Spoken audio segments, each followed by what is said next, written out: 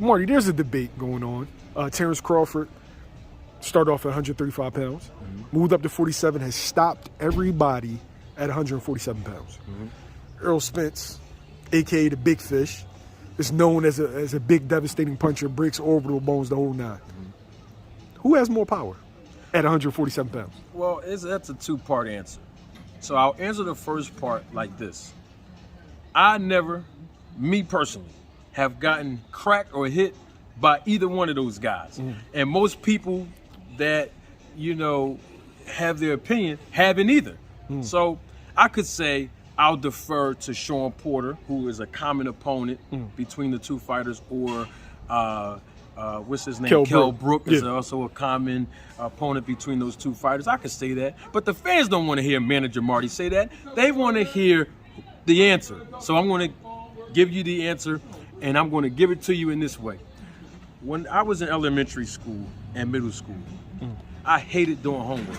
One of the prerequisites for myself and my siblings to play outside and have recreational time outside was that we would have to come in the house and our mother made us do our homework first before we went outside. And I hated it. I hated doing my homework. But ever since I became an adult, I love doing homework. And I've done my homework because I knew you was going to ask me, and everybody's been texting me and calling me, asking me what I think about the power and who hits harder. So I've done my homework, right? And this is what I've concluded. You probably never heard this perspective nowhere else. And this is why I'm glad I'm doing this right here on YSM. So this is the perspective I come up with after I've conducted my homework.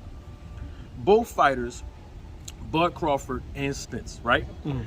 Both fighters, I've done my research. They both have 16 knockouts, respectively, apiece between their 8-round fights, 10-round fights, and 12-round fights. I didn't look at the 6 and 4 because to me, they don't count yet. So the 8-round fights, 10-round fights, 12-round fights, right?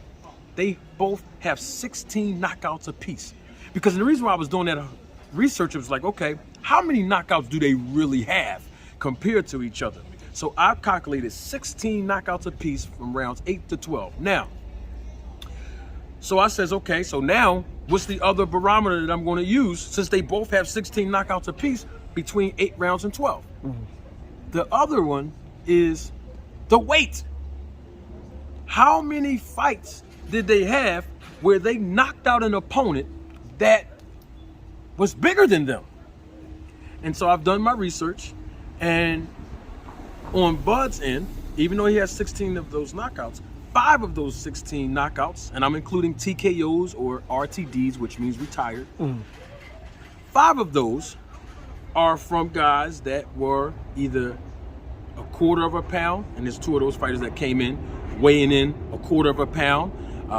One weighed in 4 pounds, and another, I think, like a half a pound on the scales the day before the fight. So naturally, that person came in weighing bigger. That's 5 fighters. On Spence's end, it was non-fighters. So non-fighters came in between a quarter of a pound, 3 pounds, even all the way up to 8 pounds, fighting Spence. Now, wait, can't that be a little deceiving due to rehydration? It's deceiving for 2 reasons, and that's what my next point was going to be. Okay, go. Rehydration is one, and the second deceiving factor that could be is the fact that it's about the ability to take the punch. So now I'm looking and saying, okay, now I got to use that part of the barometer. Which fighter has more knockouts against a fighter, not just the ones that's bigger, but the ones that have the ability to take the punch, the ability to absorb punches and stand still and go bang for bang without getting knocked out. And guess what I've discovered? Out of all 5 of those fights, every fight that Crawford fought, and I'm talking about the 5 fights that I'm referring to, all of those fighters got knocked down before fighting him. And out of the 9 fighters about Spence, 8 of the 9 got knocked down at least once or knocked out before fighting Spence. So basically, there's only 1 fighter over here on Spence, and there's 0 over here for Bud.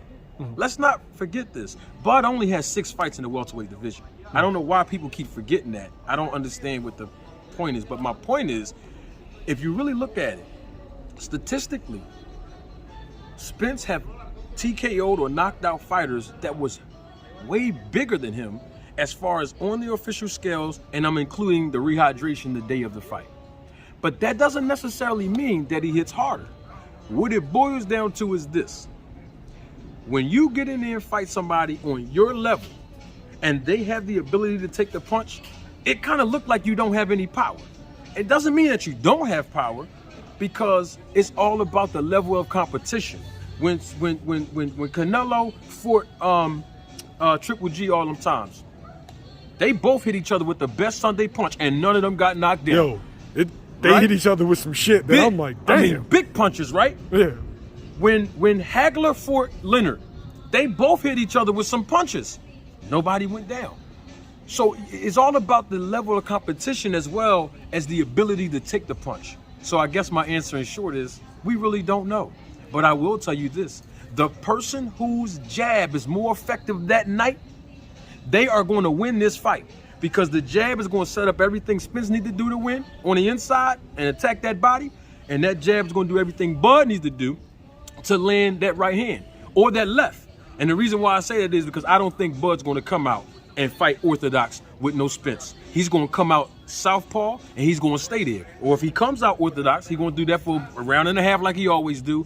But his best bet is to go and be a southpaw and bang with Spence from round one all the way up. He cannot take 3 or 4 rounds off like the fans always say, oh, he's downloading and processing. Nobody talked about downloading an IQ until they heard Joe Tessitore on ESPN say that 3-4 years ago. None of the fans was talking about that. So my point is, I think, my personal opinion, based on my research, I think Spence has a little bit more power, not just because of the knockout ratio, because they both are kind of like even a little bit. It's because of the damage that he does more than Bud has done in the knockouts that he's had in the welterweight division.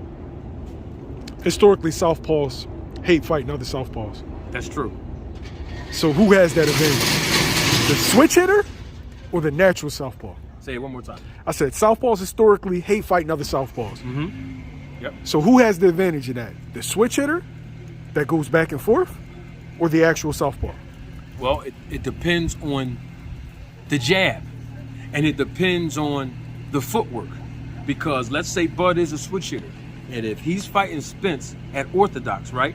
But he's losing the foot game. And when I mean the foot game, I'm talking about where the southpaw Spence will be able to, neutralize what he does by keeping his right foot on the outside of Bud's left foot and effectively using that jab. It don't matter if he's a switch hitter or not. If he's orthodox and that jab is effective, Spence's jab is effective, and his right foot is staying on the outside of Bud's left foot, Bud's going to have a lot of trouble, because he's not going to be able to defend the punch nor throw one effectively.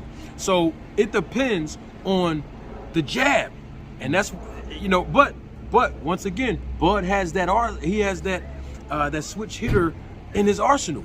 So that might be an advantage, but it's all in the footwork and how he sets up the jab, and I think that's just what I believe. Technically speaking. Okay, Marty. Technically speaking. Okay. Thanks, man. I appreciate it. You got it.